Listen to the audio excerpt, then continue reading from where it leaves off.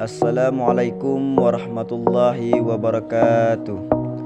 Saya dari kelompok 12 atas nama Ilham Dani dengan NIM 2110035251 dengan mata kuliah Filsafat Pendidikan Islam dengan judul Pemikiran Filsafat Pendidikan Islam Muhammad Abduh dengan dosen pengampu Ibu Ria Maharani SPDI MPD. Biografi hidup Muhammad Abduh. Muhammad Abduh adalah seorang pemikir, teolog dan pembaru dalam Islam di Mesir yang hidup pada akhir abad ke-19 dan awal abad ke-20.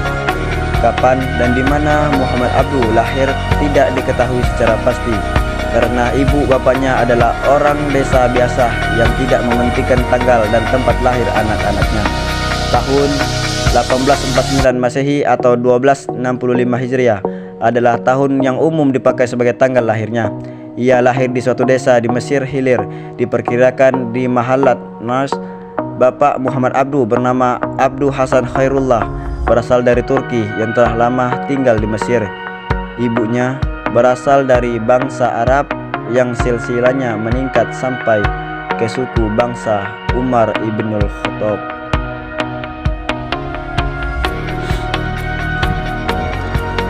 Riwayat pendidikan Muhammad Abduh. Muhammad Abduh dalam menjalankan pendidikannya berawal dari didikan orang tuanya. Sejak kecil ayahnya mendidik tentang ilmu agama, belajar membaca dan menulis serta hafalan Al-Quran kepada orang hafiz. Sehingga selama 2 tahun Muhammad Abduh bisa hafal Al-Quran. Yang pertama, sekolah di Tanta. Merasa tidak cukup belajar kepada orang tuanya, Muhammad Abduh melanjutkan pendidikannya di Tanta pada usia 19 tahun. Sebuah lembaga pendidikan di Masjid Al-Mahdi. Di Tanta ia mendapatkan pendidikan yang diajarkan oleh gurunya. Tapi ilmu yang didapat dirasa kurang puas karena di sekolah Tanta lebih ke arah hafalan tanpa pengertian. Yang kedua, belajar di Al-Azhar. Setelah selesai dari sekolah Tanta, ia melanjutkan ke perguruan tinggi di Al-Azhar pada tahun 1866 Masehi. Al-Azhar pada waktu itu masih dalam keadaan mundur dan jumud karena belum dapat menerima perbaharuan terutama yang dibawa oleh Tanta. Pemikiran Muhammad Abduh tentang pendidikan Islam. Lahirnya pembaharuan pemikiran Muhammad Abduh dalam bidang pendidikan dilatar belakangi dengan adanya dualisme pendidikan. Pertama, sekolah-sekolah yang berorientasi pada pendidikan barat yang kurikulumnya hanya memuat ilmu pengetahuan dari barat dan siswa tidak diajarkan sama sekali pendidikan agama. Kedua, sekolah-sekolah agama yang berorientasi hanya pada ilmu agama tanpa ilmu pengetahuan yang lain. Munculnya dualisme tersebut implikasi kepada terbentuknya kepribadian yang tidak seimbang. Lulusan sekolah-sekolah yang berbasis pendidikan barat melahirkan lulusan yang berwawasan ilmu pengetahuan dan teknologi, tapi rendahnya dalam ilmu agama. Sedangkan lulusan sekolah agama melahirkan para ulama yang miskin dalam wawasan intelektual serta enggan menerima perubahan atau perkembangan dan cenderung mempertahankan tradisi.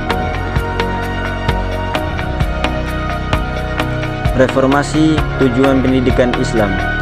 Mundurnya pendidikan umat Islam kala itu dilatar belakangi dengan tujuan pendidikan yang menurut Muhammad Abduh harus diperbaharui. Lembaga-lembaga pendidikan yang berbasis pendidikan barat yang didirikan pemerintah hanya bertujuan mengedepankan aspek kognitif yang mengejar duniawi saja. Sedangkan sekolah-sekolah agama yang didirikan kala itu hanya mengedepankan aspek spiritual yang terfokus pada masalah akhirat. Untuk itu, Muhammad Abduh berusaha mereformasi kedua tujuan pendidikan tersebut ke arah yang dinamis. Menurut Muhammad Abduh, tujuan pendidikan Islam adalah mendidik akal 10 dan jiwa serta menyampaikan kepada batas-batas kemungkinan seorang dapat mencapai kebahagiaan dunia dan di akhirat. Reformasi kurikulum pendidikan Islam. Tujuan pendidikan Islam yang telah dirumuskan Muhammad Abduh kemudian diaplikasikan dalam kurikulum tentang tingkatan pendidik yang berbeda. Di antaranya kurikulum di sekolah dasar, sekolah menengah, kejuaraan dan Universitas Al-Azhar. 1. Perkembangan kurikulum sekolah dasar. Menurut Muhammad Abduh bahwa dalam kurikulum sekolah dasar hendaknya dimasukkan pelajaran agama di setiap kelas. karena untuk membentuk jiwa agama hendaknya dilakukan pada masa kanak-kanak. 2. Perkembangan kurikulum sekolah menengah dan kejuaraan. Perkembangan kurikulum sekolah menengah dan kejuruan dilakukan dengan memasukkan mata pelajaran mantik dan filsafat yang sebelum tidak boleh diajarkan. 3. Perkembangan kurikulum di Universitas Al-Azhar sebelum diadakan pembaharuan kurikulum mata kuliah hanya sebatas ilmu agama saja. Kemudian secara perlahan Muhammad Abduh melakukan pembaharuan kurikulum dengan cara memasukkan ilmu filsafat, sosiologi, sejarah, dan ilmu-ilmu yang lainnya. Reformasi metode pengajaran. Dalam aspek metode pengajaran, Muhammad Abduh berusaha membawa cara baru dalam dunia pendidikan saat itu. Ia mengkritik tajam penerapan metode hafalan tanpa pengertian yang umumnya dipraktekkan di sekolahan agama. Menurutnya, metode penghafal tanpa pengertian akan Muhammad Abduh juga membuat sebuah metode yang sistematis dalam menafsirkan Al-Quran dengan berpedoman pada 5 prinsip, yaitu: pertama, menyesuaikan berbagai peristiwa yang ada dalam masyarakat dan nas Al-Quran. Kedua, menjadikan Al-Quran sebagai sebuah kesatuan. Ketiga, menjadikan surat sebagai dasar untuk memahami ayat. Keempat, menyederhanakan bahasa penafsiran. Kelima, tidak mengabaikan berbagai peristiwa sejarah yang menyertai turun ayat-ayat Al-Quran merusak daya nalar seperti yang pernah dialami ketika di sekolah Tanta.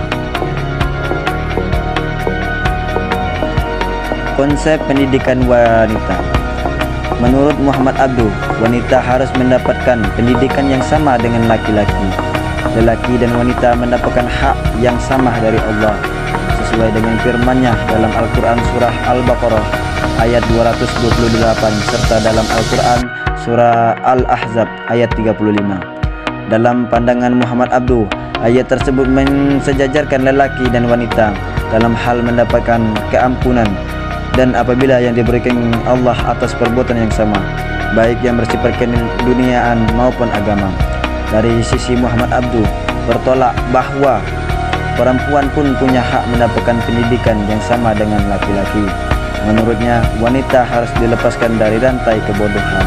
Maka dari itu, wanita perlu diberikan sebuah pendidikan.